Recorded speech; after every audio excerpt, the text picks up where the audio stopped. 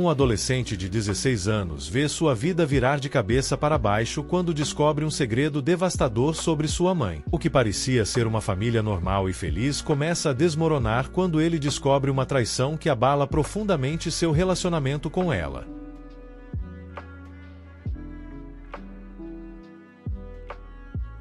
Minha mãe traiu meu pai e tentou se pintar como vítima de abuso para todos. Minha mãe traiu meu pai e tentou se fazer de vítima de abuso para todos, então eu contei tudo para o meu pai e nós dois arruinamos a vida dela, fazendo com que ela fosse deserdada pelos próprios pais. Oi, Reddit, isso é um caos, então tenham paciência comigo. Para contexto, eu tenho 16 anos, sou filho único e meu pai, de 44 anos, trabalha em um emprego que exige que ele viaje bastante. Ele geralmente fica fora por 1 ou 2 semanas e depois volta para casa por 1 semana. Minha mãe, de 43 anos, fica em casa e até recentemente eu pensava que éramos uma família normal e feliz. Algumas semanas atrás, meu mundo virou de cabeça para baixo. Eu estava sozinho em casa um dia depois da escola e percebi que minha mãe tinha deixado o celular dela no balcão da cozinha. Ele continuava vibrando com mensagens. Não me orgulho disso, mas eu chequei as mensagens. Elas eram de alguém chamado Ryan, e eles estavam trocando mensagens sobre como ele mal podia esperar para vê-la novamente, ela dizendo que o amava e até falando sobre se encontrarem em hotéis enquanto meu pai estava fora. Eu me senti enjoado. Meu pai sempre foi um pai incrível, apoiador, gentil e sempre arranjando tempo para mim, apesar de sua agenda louca. Eu não conseguia acreditar que minha mãe estava fazendo isso com ele, com a gente. Tirei prints das mensagens e as enviei para mim mesmo. Não a confrontei imediatamente porque estava apavorado com a reação dela. Quando meu pai voltou alguns dias depois, esperei até estarmos sozinhos e mostrei as capturas de tela para ele. Ele parecia devastado, apenas ficou ali olhando para o celular.